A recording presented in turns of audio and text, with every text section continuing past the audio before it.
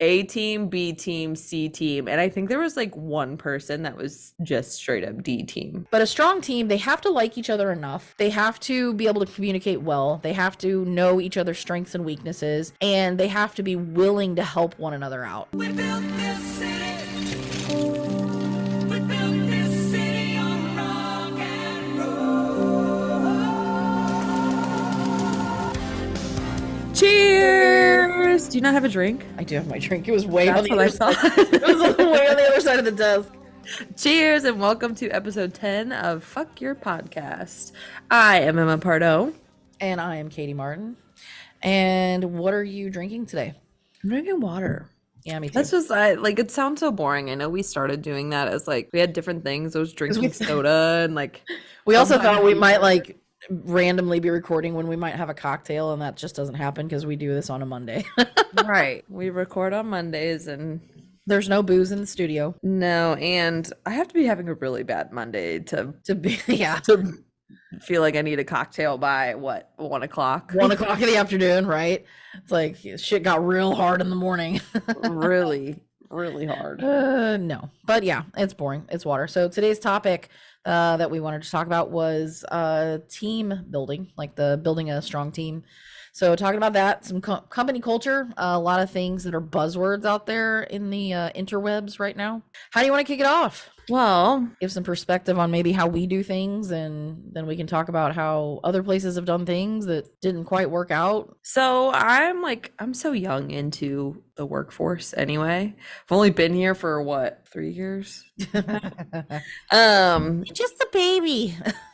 So the only experience that I have with like team building, witnessed in my life, really, really bad team building. Mm-hmm. I've witnessed strong teams with horrible leaders. I've also been the leader that has to make the decision whether or not a person or people are fit for the team. Right. Like, are we functioning as strong as we can? And I feel like I have decent amount of experience because I was thrown into a leadership role at the bowling alley. Mm-hmm. That's my only like portfolio is the bowling alley. Being manager there was definitely like, I knew what nights I had the A team going. There was like A team, B team, C team, and I think there was like one person that was just straight up D team. If they were working that day, they were like bringing the whole morale down. Right. I mean, I have experience in witnessing like strong teams. I've also have experience in witnessing really weak teams, but I don't know. What's your experience on it? Well, obviously been in the workforce a little bit longer, so I can say, I mean, I've had a fairly corporate job, even though it wasn't like full time, working for a larger company in a cubicle, like that kind of thing. I've worked for a little bit bigger organizations, smaller organizations, like privately owned organizations. So I've kind of seen everything in between, honestly. Like I wouldn't even say, honestly, the corporate experience that I had wasn't super bad. Like it didn't hit all the stereotypical kind of things that you see online. It wasn't a bad experience. Like I kind of worked more I was young. It was a job that I had in college. So it was more of like a doer, it was a doer role, very specific job responsibilities, very clear. And I didn't have all of the negatives. And then kind of fast forward to like the next job after that, a little bit smaller environment, but poor leadership, like the poor leadership and a little bit out of touch leadership. Honestly, like there had been some people in certain positions for like 20 years, and they were out of touch with like some of the everyday things. And honestly, even though that company was a little bit smaller, you had more of the stereotypical corporate bullshit. Like they wanted everybody to provide ideas, even if you were just like a $10 an hour person. Like they wanted everybody to contribute to things that could bring in more sales. And so back then I knew like that's the kind of stuff I wanted to contribute to. And they put together a program and put with my idea and put it in place, and they're like, oh well, that idea didn't work. And I'm like, well no, because the initiative wasn't meant for you to send like this 100-year-old dinosaur out there to speak to fucking high school kids. Like it's not right. Like you guys missed the boat on that and missed the mark on that by sending the wrong person to go to fulfill the program, And so you had a little bit more of that kind of stuff there. And then I've worked for privately owned companies who were trying to be really corporate, like too fast. And then also companies that preached a very, very specific company culture that didn't have a whole lot of substance to it. So there's been kind of everything in between.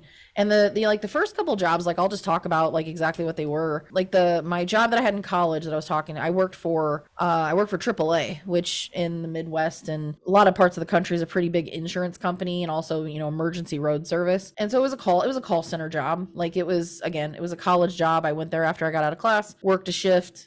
But the great thing about that place is that the leaders that were there, like you had that clear hierarchy. You had that department manager who was only there from 9 to 5, and then you had your shift manager, and then you had your supervisors, and I honestly, those women all kind of clicked together, and they cared about the job, they cared about the people that they were helping, and they cared about their team, and they gave super good feedback. Like they made an effort, and I know it was probably required based on their job requirements, but they reviewed the phone calls. They did honestly, I had more employee reviews in a month at that place than I've had at some companies in a year, because it was all about quality. Like they wanted to make sure that their customers were taken care of and that their members were taken care of. So they were the best at giving like constructive feedback, and that's probably one of the first places that I learned how to give constructive feedback. And then you fast forward to it wasn't that long. I actually moved from this job to working at a bank, and it was a smaller bank. It was a credit union. And although I actually loved the job, like I loved the day-to-day of the job, like waiting on customers, counting money, like all of that stuff was great. Like, and again, I was in my early 20s. So this was like a job out, once I was out of college, and, had a small child, and it worked out well because it was a 9 to 5 and all of those benefits. But I legitimately enjoyed the job. The people there were awful. And not all of the people, but you had more of that stereotypical. There were a couple leaders in place who were super out of touch, and they tried to do a lot of things for the company. The culture was a really weird mixed bag because they let some women work there. And again, I hate saying this, like ragging on our own gender, but like I worked with a lot of women who were like almost my parents' age, or they had kids the same age as me, like or kids that were in high school. So not much younger than me. They worked there for so damn long, and like they could do no wrong. But I mean, they were the ones like waiting on customers and bitching to the customers about the organization, like all of those toxic behaviors. I've witnessed that, and I've only witnessed that in older generations. Right. And just bitching in general. Yeah. Because it's like when you like the job and you hear this person over here just complaining. It's like, hey, listen, I get if you're complaining about so-and-so over there in the corner office because I see it, but what that person doesn't really affect me as long as I do my job. Like whatever they're doing. Like I like my job. Just quit your bitching. So there were those certain people that's like I dreaded working next to, and then also like middle management there. You kind of had your the stereotypes of having toxic employees that leadership would do nothing about, right? Because they were afraid of getting sued because it was a bunch of women. So that's like they'd find a way, I'm sure, to sue. Right. So it was so you had the stereotypical tenured toxic employee who they would do nothing about. You had the out of touch leadership who focused more on instead of like giving you coaching on like how to potentially upsell stuff, it's like, hey, by the way, make sure that you mention these products and services and whatnot. And it was super like off the cuff and not super organized. And they focused more on like, were you wearing pantyhose that day? Do you have on closed-toed shoes? Are you wearing a belt? Are you wearing the right color shirt for the day? That's like, at the end of the day, I'm wearing business casual clothes, whether or not you can see that I'm wearing a belt under my fucking blazer. Like, give me a break. Right. The stupidest shit. And so like, that was the thing that turned me off, because they were trying to be corporate and they weren't that big. And then you have middle management who's like, will not give you feedback of any sort until they're forced to in a review. And then it's like, oh, that you remember that mistake that you made 6 months ago? And it's like, I didn't realize I made a mistake 6 months ago. Oh, well, yeah, I noticed that you made this mistake 6 months ago. So that's now going to prevent you from getting a raise, but I've never told you about it. Right. So you've been doing this wrong for 6 months, and I'm holding that against you because I'm too big of a pussy to say something to you. Right. when you notice it. And it's more constructive. Like if I said, hey, like the way you're doing something either doesn't follow the process or you could do this a little bit better, most people are going to appreciate the feedback if you bring it to their attention in real time, Right. so they can correct it. Like it's either going to But make if you're gonna bring feedback in real time, you have to be prepared to explain your Right. reasoning behind that feedback. I Exactly. can't tell you, like, nothing breaks down a strong team faster than a bad leader. I've witnessed this in my lifetime. You've witnessed this in your lifetime. And the number one thing that drove the entire team nuts was leadership feedback without explanation. Right. Okay, I'm doing this, but can you explain the drive behind it? Yep. And not getting that drive, you're kind of just like, am I just doing this just to do this because you want Because you're paying me to sit in the seat, so I have to do something, and that's Right. completely counterproductive. And then the leadership wonders why they get frustrated if objectives aren't being hit, and it's just because they don't communicate. It comes down to poor communication and not having people. Most of the time, people aren't on board with a particular vision because one, it's not communicated well, or it's bullshit. Right. Like they're it's smoke and mirrors, and that's something that like something that we've both seen fairly recently that can literally suck the life out of people that you're paying to be there. So there's nothing that's going to make them happy about that job, and they're immediately they're going to be looking the whole time that they work there. I was gonna ask, what do you think creates a strong team? There's a lot of things that create a strong team. The ability to I think the ability to collaborate and having access to other team members is huge, because there's some places that don't really allow that. Yeah. But a strong team is people who can enjoy, they don't have to be best friends, but they can enjoy one another enough, and they want to see the other person win. Like if you don't like somebody on your team, you're not really going to go out of your way to help them be successful even if it makes you or the team successful. And that's where you see a lot of counterproductive behaviors, where you see that the whole like backstabbing, or where like, people that take credit for other people's work, like shit like that. I mean, a strong team is like they can get on board with the objective because they want to see everyone, not just themselves, be successful. Right.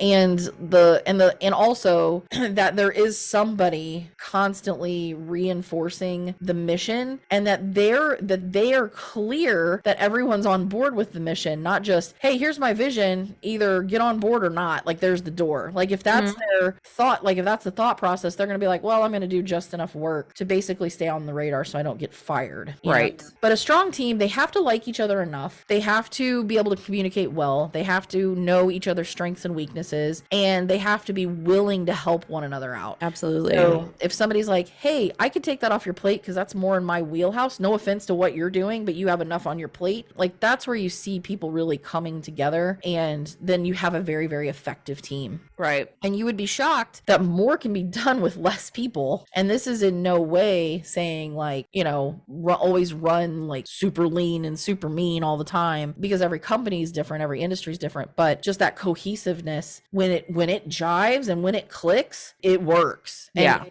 you can see a team of 3, a team of 5 that can get things done that might take a team of 20 in another company. And there's a lot that can entail in that if you wanted to dive into super deep into like business operations and more into leadership and whatnot, you could, but the more that people enjoy being around one another and wanting to see the other people win, like, that's where you see magic start to happen with a small and mighty team. Right. I think something that I've witnessed is, and this is knowing you have a strong team but poor leadership, is when you're working together to make sure you fly under the radar. If that makes sense. That's really sad. Like you have people in leadership that don't realize that, like there's I think it's worse when you have like particular leaders that are the negatives, and then there's other leaders that you like, and you have a good leader and a bad leader, and you don't really realize that the team has recognized that. Right. And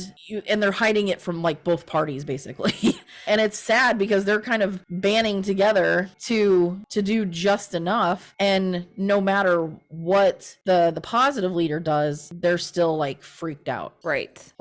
It's definitely like being part of a team. This is me speaking from the team Right.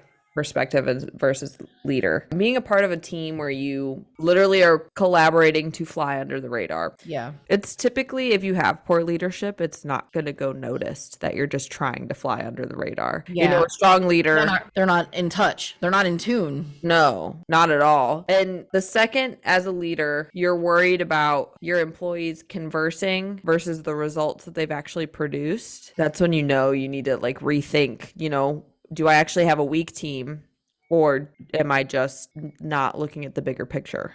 Right. You know, being Well, on a team if that you're detached, you take it out of context. absolutely. So I think what you're going for, it's like, let's say for example, if you're never in the office and you're detached from the team and even maybe detached from the other people that you have put in place to lead parts of the team, and you come in and you see 3 team members working on a project together, you're like, well, what are you guys doing? You must not be working, you Right. know, and that's not the case.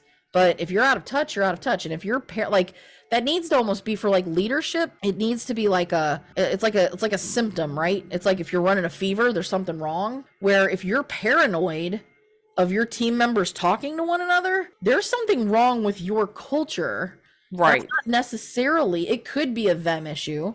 Like it could be, but you as the leader have to go through like a mental checklist or a process of elimination, or go through your core values and really do self-analysis. Like I always look at the fact that if I had to fire somebody for like basically if they couldn't do their job, like performance issues, I was still looking at myself going, what could I have done differently? What could I have done better? What were we lacking on training? Were we lacking on support? And if I could go through all of those things and basically say, no, like all of those bases were covered. Right. Okay, great. Then it was just the wrong person. Right. But I always look at if this person is quitting, especially if this person's quitting, like what are the reasons?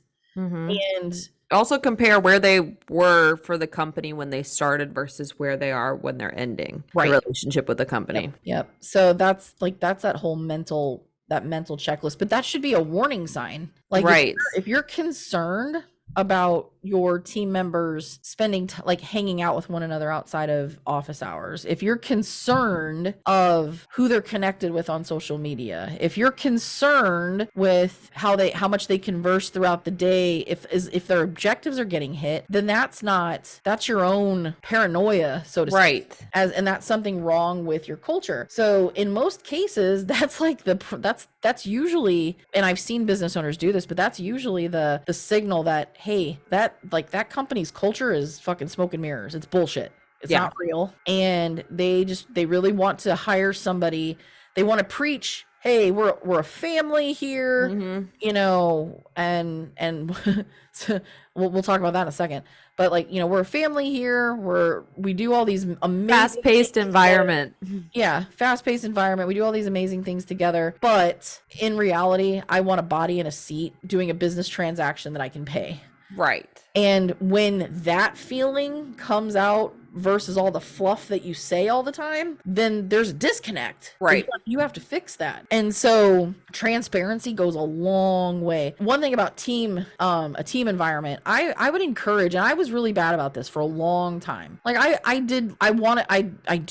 legitimately have always cared about people on my team, regardless of the company that I was at. Right. And I did care. And I tried too hard to make it more of a family. Like I wanted it to be the positive side of being a family, not the negative side of, man, we got some fucked up family members that I don't even want to see on Easter. You know, like that's the stuff you don't want. So I saw this video a long time ago and I've really taken it to heart, where companies that say, hey, we're like a family here. And it's like, what, that I can just be freely disrespected and not like, because that's usually what happens. And because it's under this mask of, well, we're like family. Well, But the thing that's like what drives me nuts about the companies that are like we're like family is the fact that there's always those people, and it's typically the people that are like claiming we are family are the ones that will insult the most or push the most or Right. degrade the most, Or be and the then least, expect you to or be the still least love them professional. because they're labeled family. Right. Like you can't choose your family, but being in a position to where you understand this, and yes, you can choose family, because at the end of the day, family are just people. Yeah, that's just something to look at from a team standpoint is okay, cool, but just understand like more and more people now than ever are realizing that family members can be that toxic. Right. So think about that before you put that as a label of your company as we're Yeah. like family. No, Or because the honestly, culture at least. the culture, no. And the one thing that I took away was from a TED talk where it's like, no, we're not like family. We are no, like we're a business. We're like a professional sports team. And Yeah. it's like, oh fuck, now that's a huge distinction. Mm-hmm. Because talk about like, no, we're not like a family. We're not like we're not gonna get drunk and scream at each other in the driveway on 4th of July during a barbecue. That's what families do. Right. We are a professional sports team. So professional athletes, there's already that level of, no, we're elite. We're like a professional sports team. Right. We work with one another. This group gets one another and we hit objectives together. And you can still care about people. There's nothing wrong with people hanging out outside of work. But if you just come in with that mentality of, we're going to treat each other with the utmost respect because we are like professional athletes at what we do professionally, and we're going to get some shit done and you're going to be rewarded well. And that's just one sentence changed my whole perspective on how Right. I wanted to build a company culture. And you can build a company culture a certain way and accomplish those goals. And this is the crazy thing. Don't let somebody tell you what your company culture needs to be when it comes to like the size of the company. Like that's all stuff that you want.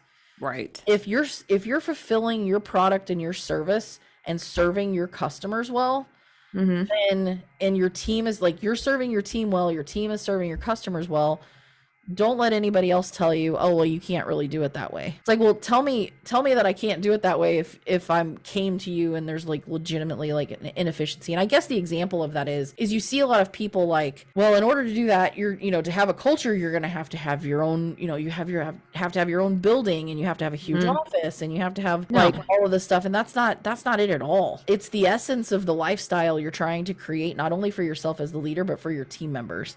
And that you actually give a shit. Right. And that the company culture actually means something. The core values actually mean something when it comes to serving the customers. Right. So, and most people are like, oh, we have these really awesome core values that really don't fit in at all with how they serve their clientele or how leadership serves their team. And that's just one of those things that I'm like, nope. And red flag. If your core values change more than twice in the span of 6 months, if your core values change once a month, leave. Run. There's something. Don't turn back. Yeah, there's like something wrong with the vision, or there's something wrong with the desire to do what There's a disconnect within There's a the huge- company and leadership. Yeah, there's a huge disconnect somewhere. It could be with leadership, it could be with middle management, it could be with something, but it's not like there's something that's not there.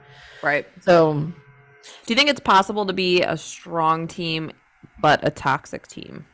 Ooh, that's a great question. Yeah, I think, and I hate saying this, but sales teams be like a well-performing team with very toxic behaviors. And what you have to look at is, do you allow your toxic team members who might also be high performers affect the performance of your other team members? And I've seen this more in sales departments. That doesn't mean it doesn't exist other places, but think about it like the person who maybe thinks really highly of themselves. Like you could see this in creatives. Creatives can take shit way personal. And so in order to get their ideas Been there, done that. right. And that's natural, right? So you might see someone who, again, toxic behaviors, you could be sabotaging someone else's work to get your project or idea off the ground. But I see the time that it wastes, or you either have somebody who's deliberately stirring the shit, or their attitude, that like the team can be productive, but think of like, you have all these little like people on their own individual island that are producing at some level, and you have like this one top performer whose attitude is affecting the rest of them. So the company owners typically don't want to get rid of the high performer, because it either is going to affect their productivity or it's going to affect their revenue like if they're revenue producers. But I've seen examples where companies are like, hey, we've watched this guy's behavior and it's negatively affecting everyone across this department. So that person's got to go. Right. And then the team becomes cohesive. So then your high performers actually start to collaborate. And even though your team was performing well, like from a result standpoint, the pain in which they were enduring to get there was probably keeping most people on the cusp of quitting. Right. And you don't realize that if you're not in tune to it. And so, you take the example of like removing that toxic salesperson, and then everybody else's sales come up a little higher. So then what ends up happening is the guy that you fired, the rest of your team has basically made up the difference of their revenue, and they probably could push past it. So yeah, there's definitely instances where you can have a high performing team and still have toxic behaviors or toxic team members. Right. So, but most of the time when the environment is toxic, everybody on the team suffers. And everybody suffers, and it doesn't really matter like it doesn't really matter if you want your employees to keep the emotion out of work, right, don't target them. In the toxic work environment that I was in, okay, within the marketing department, okay, it was like everybody would flinch by the end of the week because they were wanting to know whose shit week was starting on Monday. Right? It always seemed to be one person that was getting targeted for the entire week, and they would get reamed all week, or they would get like basically have a target on their head for a whole week, and then it would switch to the next person. If you're an employer or a leader, if you are going to discuss a disconnect within somebody in a department, it's one thing if they're disconnected from company to individual person. Okay. But typically in an entire department, if you're communicating your mission, your vision, what you want the company to do, they're going to get it as a team, and it's not going to be an entire department failing to do so. Yeah. But the second that a leader or an employer starts targeting specific people at a specific amount of time, and you have the cycle of picking on another person, you're going to bring so much emotion into the department rather than addressing it as a whole.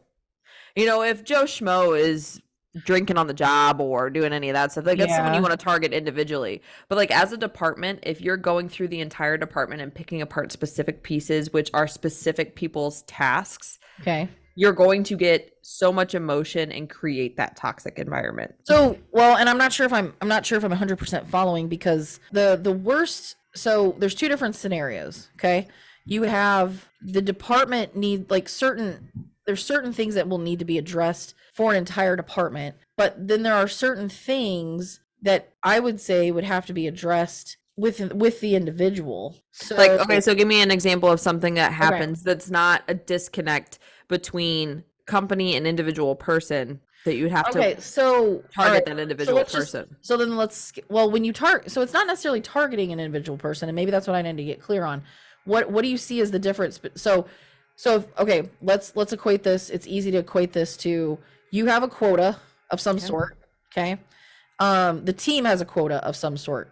The team's quota is cumulative based on everybody hitting their quota, right? So if I'm the leader of the team and I see that everyone's on pace to hit their quota except for one person, I'm not going to address that with the team and embarrass that person. No, you shouldn't address it with the team, but I'm going to address a performance issue with that team member to see also how I could help them. So it's got to come from a place of support. It's got to come from a place of love and a place of, I want to see you win. So but here's the thing. If you have a department structured, right there, I think a successful structure has a chain of command. Sure. No matter how big, no matter how small. Right. But based on how you delegate tasks. Sure. So if one person was supposed to do X, Y, and Z, and they only did X and Y, are you talking about that from being like a leader of the department or a leader of the company? I was talking about that as a leader of a department. Okay. Like so I was saying from like leader of a company.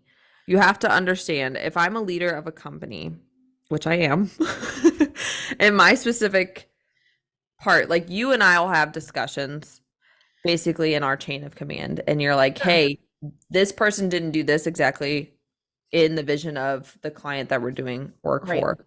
You'll tell me, or you'll even sit down. I think as being a leader of a company, to make the team stronger, if there is that disconnect with one person or a couple people, addressing it with the chain of command. So whoever's the leader of that department is also responsible for the actions of, it's an accountability chain. Right. So instead of going and you pulling, say you're a leader of a company, one person has disconnect, you're not going to target that specific person. You need to sit down and have a discussion with the leader of the department and that specific person. It can be about that specific person, but you're doing it in a way that it's constructive criticism, right? Yeah, and I would say like that's all pretty well understood. I think what I'm maybe catching on is like there's a difference between if you give directive to the leader, then don't jump over the leader to then correct their team members and then leave the leader out of the loop, because that's creating like toxic, like one, nobody likes to feel like they don't know. So if, like, let's say for example, I know that there's a smaller group of us here, but like if I said, hey, Emma, here's something I need done. I need you to do some of it. I need you to delegate some of it to Allie. I didn't communicate that to Allie in this instance. I communicated it to you. So if I jumped over you and start poking at her to say, when is this going to get done? I would change this. I would do that. I would do that. And then she submits it to you and gets different feedback. That's counterproductive.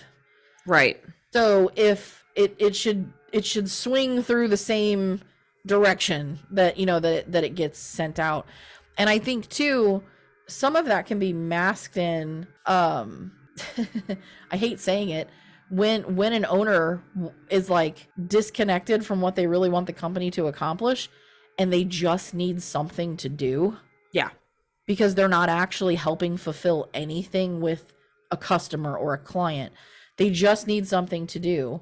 Right. That they find somebody to poke at. Like, who's the person that's going to get 5,000 text messages this week? Like, who's the person that it's like, hey, I noticed this thing. And then it's masked in this way of, I'm just trying to make you improve. I'm just trying to challenge you and to be a better person. And it's like, or to be better at your job. I would appreciate that if you knew what the fuck I did all day. Yeah. And from a team member standpoint, another red flag is if you were delegated something, this is basically kind of simplifying everything you said. If you were delegated something from the owner of the company, I would want to run it by, or if being a leader of a department, I would want that employee to run it by me that they're working on X, Y, and Z from the the owner. Right. Because if it's not run by me, then it's typically not going to benefit whoever's doing the task. Yeah. If we wanted to break this down into like team building, like this starts all the way back at the beginning with the hiring process. If you're trying to build a team, and again, it has to be done, like there's a process that I teach clients where we prioritize we help create positions. Like we help create positions that'll fulfill a vision, right? And it doesn't have to be a ton of positions. It can be a handful. It's all relevant to it's all relative to the company, the industry, whatnot. Right. All of that comes down to being very, very clear. And it's all about clarity, and it's about transparency from the very beginning. Clarity and transparency from the recruiting process all the way through to every single quarterly, monthly, or yearly review that you have with that employee for as long as they're with you. If you don't take anything else away from this podcast, clarity and transparency. And so what does that really look like? So clarity, a lot of people will say in smaller organizations, well, if I just had help, cool. Right? What does that mean? Like, what does the help look like? So take a particular position, and it's painful.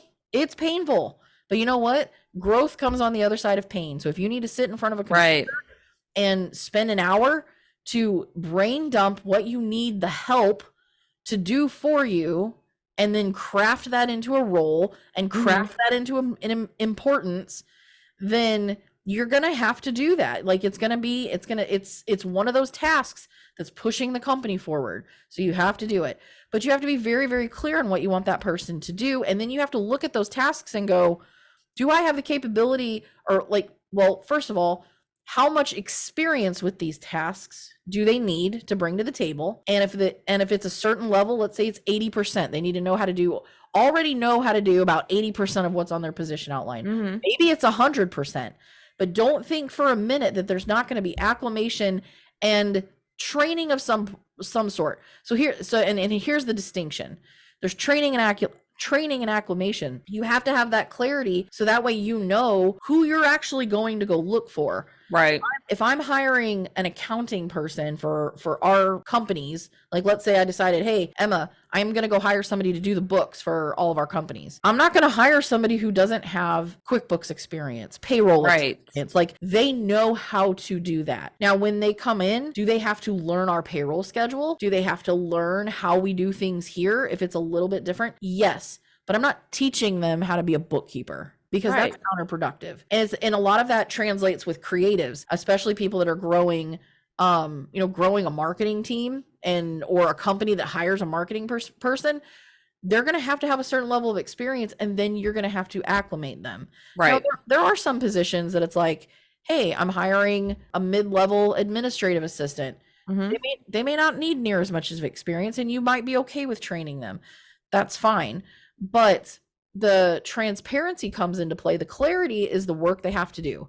Be very clear with them on the work that's required and the agreements that are put in place, so there's not expectations that are not met and people are dismissed. The second piece of that is transparency. Like the transparency of, if you do something wrong, I'm going to come and tell you about it. Right. And this is how you get paid. This is how you interact with your team. And to where they can see it when you're talking. And again, it's honestly, I hate saying it, it's about having the fucking balls as a leader, because there are some that don't, to have the fucking balls to go have the tough conversation without making it a personal attack on that person. It's how hard is that? Like to just go to someone and say, hey, I wouldn't do it this way. These reports aren't coming out the way that I need them to look. So could you make sure that you're checking off these boxes in the software? I apologize if I didn't show you how to do that, but here's how it needs to go going forward. Can you are we clear? Great. And at no point is that person's intelligence attacked, their capabilities attacked, their self-worth or their worth or placement within that company feels any less than. Like, it's just about being, and I'm not even speaking with emotion when I'm talking about it. So a lot of people are like, oh, it all needs to be emotionless. These are fucking people. Like, if you want a strong team, you're dealing with people. You're dealing with personalities. Right. And if you want the emotion out of it, you have to be fucking scared. Right. You have to take your own emotion out of it. You can't be an emotional leader and expect your team to not be emotional. Yeah. The thing that is super frustrating also is that, and this is something I can, I guess, relate to the business coaching industry. Sure. You're dealing with people there, but being an employee of a business coaching company, if you want your employees to take the emotion out of it, you can't force them to do tasks every 90 days that make them bring their emotion into it and expect them to be happy about it. Like, as an employee, as someone that was on a strong team with poor leadership, you are going to absolutely kill the morale of the team if you are going to ask them personal questions that they don't need to share with their coworkers. You have to understand they're not friends working for you, they're coworkers working for you. Right. If they get along great at work, fantastic. It doesn't always mean they're friends. I've been friends with coworkers outside of work. Yeah, I can see that. Like, I mean, and again, I have a little bit of a different perspective, so there's going to be pieces of that we agree to disagree. But I think we can both agree upon that it has to be framed properly, and all I can expect of you is to set targets and objectives that have to do with your job. Right, with your job. Yeah. I'm not like Can I encourage you to set personal development goals? Sure, but you don't have to share them with everybody. Yeah. Can I encourage you to set physical fitness goals? Can I encourage you to set spirituality goals? And if there's people if there's people listening to this that are in larger organizations or like corporate businesses, they'd be like, what the fuck? Now, and again, like that's a whole level of, you can still accomplish that. But you can still accomplish that and say, I support you. But don't, when it feels forced and uncomfortable, and it's like it's a distraction, because there are times that I've seen it become a distraction. I've seen organizations where they're like, hey, we're doing all this stuff, and it's like, great, did your revenue increase this quarter? No, but everybody, Hey, we grew the social media by over 30,000% from where it started when someone took over. Cool. Did you generate any leads? Okay. yeah, well, there's It just takes the wind out of a team's sail. yeah, Like being like, look at all this progress because we're the marketing experts and we understand the connection of marketing to the customer, and we're making that connection and the leads will follow, but you're not giving enough time for the leads to follow. right, and And you're just telling us to shut it down. Like, right, yeah. anywho, I'm going to get mad if I didn't talk about that any longer. We might need to edit some of that out. Yeah. But I think I can get your I understand your perspective. Like I can, and there were times where it's like you can't force people to do stuff that's not part of their job. Yeah. And if it's forced, your culture's fucking fake. If you're making it a requirement to do extracurricular things that you're not getting paid to do on your free time, that's not effective. If you want your team to win together, you can encourage that and you can support that. And there's nothing wrong with creating an environment that's like, this environment here is conducive to personal development. Meaning, if you need to go for a walk because you're frustrated, if you need to meditate, and I walk past your office and you're laying on the floor and your lights are out, I'm not going to freak out because that's okay. But here's the thing, I do have to ask, okay, so if you have a strong team that's meeting their KPIs, that are getting results, are you going to be upset if a Friday afternoon rolls around and they're all gathered in one person's office bonding? No, as long as results are being hit. Like if their objectives are being hit, it's fine.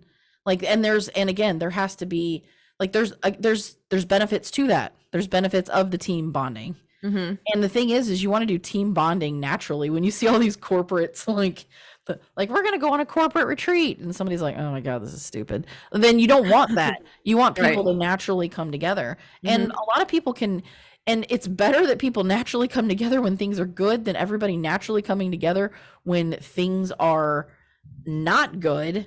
And usually I said, collaborating to fly under the radar. Right. Yeah, you don't want to do that. That's really, really bad. So, but the kind of reining it back in a little bit to the clarity and the transparency has to do with feedback. The transparency has to do with communication. The clarity is what you want from the person, what you want from the role, what you want from the work, the KPIs, all of that stuff. And that you understand, I'm hiring somebody in exchange for a certain dollar amount of money to do this work, and they understand if they can't do the work at that level, then the relationship might end if it's not a win-win for both parties.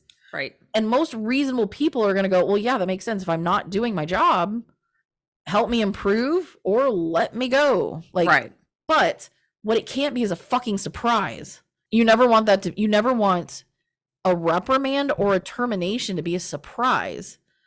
Unless, like, if people are just hearing it through the grapevine that like people are getting shit canned, that's also a really bad environment. And what's going to end up happening is it's going to result in some sort of online review that people, like, no one's going to come work for your company. And you're going to bring more emotion into it because everybody's terrified of their job security. God, it's such an awful feeling. It's I hated ever being a part of something like that where people were afraid they were going to get fired. Right. Like, well, do you remember, we worked closely on this, and I may or may not have seen a job title and description very similar to mine out there online saying open position, and then me literally coming into your office in the middle of the day going, am I getting fired? Like, do I need to find a new job? Like, do I need to get my ducks in a row? Like, what's going on? Yeah. Well, I mean, we could go down that whole rabbit hole. I mean, there was a lot I wasn't being communicated with either. So Well, yeah, exactly. at that point, but I'm trying to make this more productive. Because I've seen it in several organizations. Like there were, I've worked in another organization where the owner of the company became detached, like to a degree, where there was definitely a clear separation. There was a chain of command in place, Mhm. so there wasn't a whole lot of disconnect when it came to like holding somebody accountable to their job. They're like, there was clear, this person was Right. the leader over this department, this person was the leader over this department. People did their jobs, kept shit cranking. But the owner of the company, when they decided to grace the team with their presence, was very weird. Like it was, they didn't have a relationship with that person anymore Mhm. because they didn't see them. So they didn't see him every day. They had no hand in hiring them. They had no hand in training them. So there were some people that it's like when the owner walked down the hall, they were like, I don't know who the fuck that is, because they never saw that person. So it would, and so then the owner of the company would get bent out of shape because they were like, well, that person didn't say good morning to me like that. And, like taking that kind like stuff, the unimportant part of Right. leadership. Well, here's the thing. And- As a team member, if you can feel a difference in company culture from when the owner of the company is not in the building versus the owner of the company being in the building, red flag, run. Yeah. And the Run. biggest thing that from a team member standpoint, and if you're a leader trying to build a strong team, if you don't have the balls to say it to someone's face, then then it's not constructive to put it in an email or a text message. Like if you can't bring something you need to fix or something that you notice, and it's little things are fine. Mhm. Hey man, I caught that piece of artwork that you guys were going to push out and I saw a typo. Like that's Right. one thing, and it's like, oh shit, thanks, like Right. there's little things like that can be addressed. But when there's something that's like, there's a real disconnect in this department, or there's a real disconnect with this person, and I'm going to address it like a grown up.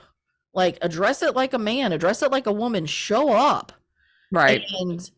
And take care. Like if your company is your baby, then make sure that you're doing what you can to preserve the health of that baby. Mhm. And you have to do that by, so much can get lost in translation in text messages, so much can get lost in the translation in emails. You can't really derive tone, yet we all take it the wrong way. Right. We all do. And because text is very cold, and when you're dealing with something that could be sensitive, because at the end of the day you're dealing with people, if you're trying to tell them that their performance isn't up to snuff, it's probably not the right way to communicate it through a very cold message. And Publicly. thank God, fuck no, not publicly, but either way, it's, you have to be able to get out from behind the keyboard Mhm. and fix some shit. And you can't hotwire success. Whatever success is to you is relative. If success is if you're an individual out there and success is you making $5,000 a month, great. If that's your success. Right. If success is I'm paying my bills but I get to see my family, that's your success. If success to you is, a seven or eight figure business and driving fancy cars and having your name on the side of the building, that there's nothing wrong with that. That's Right. your definition of success.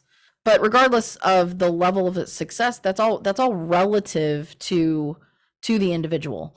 So as the leader, if you want, like, if you're whatever your team success looks like, Mhm. it is fine. Like it's fine, but you're the person that has to show up every single day as the leader and make sure that everyone's on board with whatever that success is. And what ends up happening is you have to get to know what success looks like for them. Right. And it can't be there with judgment. It can't be there with like that, well, that's just not good enough. Like you're not Right. ambitious enough to be here, because there are certain roles that it requires just somebody to just show up and do that job. Right. You know, there's different levels. Like, you're going to need all types of people. Right. But I could say one of the things that we were talking about, like the different tips and advice for building a strong and supportive team, I think support's a huge piece of it. But the biggest thing is that everybody's on the same fucking page. Right.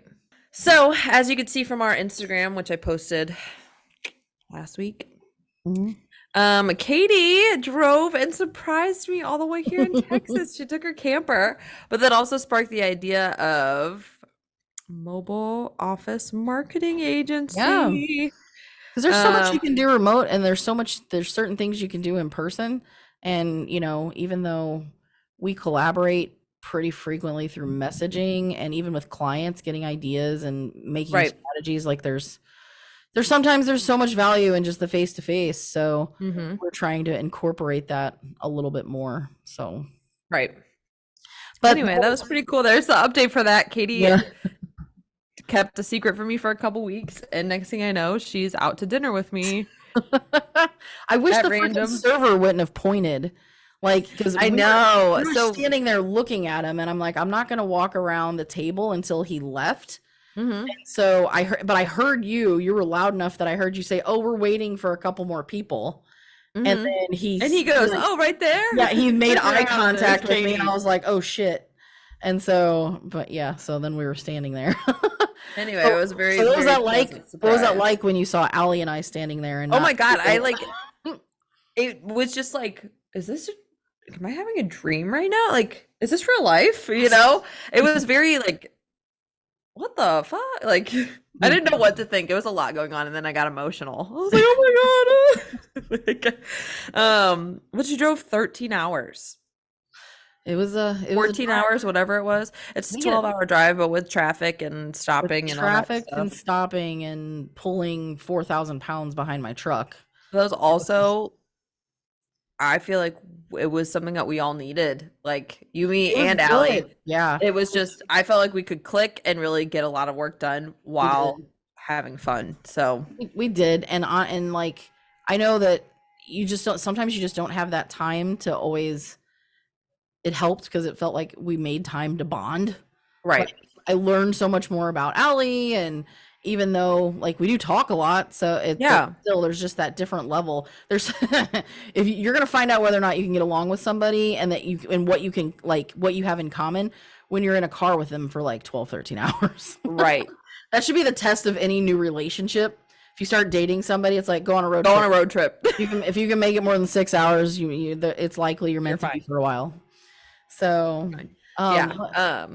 but yeah, that was fun. And we have a couple clients that are like, "Hey, will you come here?" I was like, "Yeah, sure, give us a few days to recover." Yeah, like give us a few days to recover and restock, but then we can hit the road. We can hit the road pretty soon, because we actually have some clients, like some fun places that we've never been to. So like I've never been to New England. We have a client in New England. We have a client in Louisiana. I've never been to Louisiana. Yeah. Allie just went recently, so I've never been. Yeah, I've never been.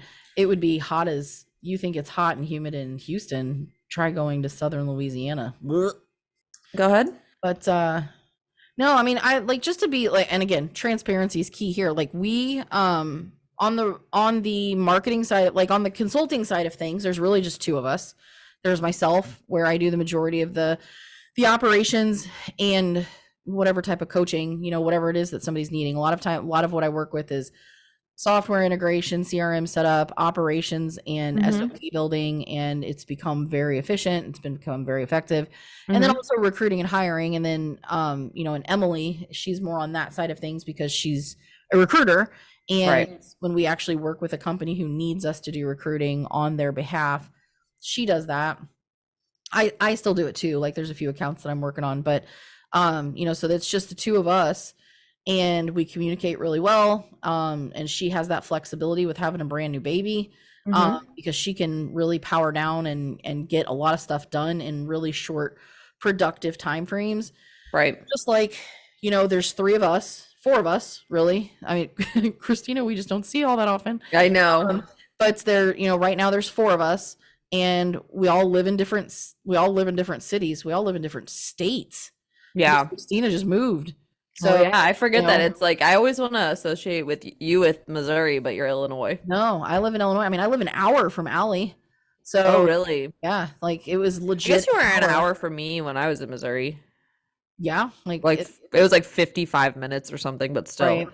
So, driving, like I live in Illinois, she lives in Missouri. She's an hour south of me. Yeah. You now live 12 hours south of her, and Christina lives, is it 5 hours, 4 hours It's 4. east? She said, I think she said 3.5 or something like Yeah, that. she just moved to Indiana. So that's like and then we have 3 team members that are overseas who, Right. bless their hearts, message us all day long, and they work kind of the same hours we do, even though they are Yeah. like 12 hours ahead of us, and do amazing work. And we're able to delegate and split things up. But here's the amazing thing: we can work remote. So if Right.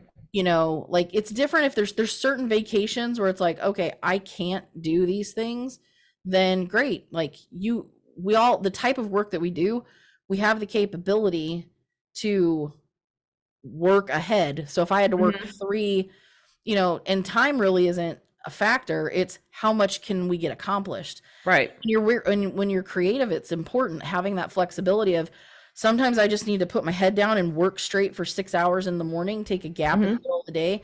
And for some reason, I'm really productive now between the hours of like 8 p.m. and midnight. Yeah, no, I have I found don't my key like productivity hours are like about 9 to about 3 o'clock is when I'm getting like my heavy duty stuff in. Right. And working with social media, you just go through, you plan it all out, and then you schedule it, and then go on with the next day, Which is beautiful because in essence, it's not in essence, it's right on our fucking website. We have unlimited PTO. Right. Like, so if I get my work done by 3 o'clock every day, why can't I be done working at 3 o'clock every day? Right. And if you were 2 days ahead and you're like, hey, I'm going to be out of town Friday. So if you have questions, you can reach out to me, but I'm not necessarily going to be in front of a computer. It just is what it is. Or on the flip side, like with what we did, we were only out of commission. I was only out of commission while I was driving. Right. Allie was sitting next to me on her laptop. Exactly. So she was doing work. We got down to Texas. We had a complete virtual office set up. It was nice. We got to work outside. We got to work by the pool. We got to work outside. We got to work by the pool, but we got shit done. Like that was the thing, is like, it doesn't, you don't have to sacrifice. And this is the thing that most people don't realize, depending on your business. Now it's different if you're a brick and mortar retail store. I mean, obviously you can't work remote, but there are so many, like, it's been a gift, like evaluating that whole structure of being remote, because you can legitimately get work done. Most people aren't productive, honestly. Like you're forced to sit in an office for 8 hours or more. Right. There's a majority of that time that's not productive. Think the time that you're commuting, the time that you're talking to other people about going and getting lunch, the time of just talking to your coworkers. How was your day? How was your weekend? Like, that's, again, it's important because it's like, there's only so much I can do in the course of 8 hours. Like an 8-hour workday, like consecutive 8 hours, does not make sense. Are there days that I could work 12 hours? Sure. Are there days that I do? Yes.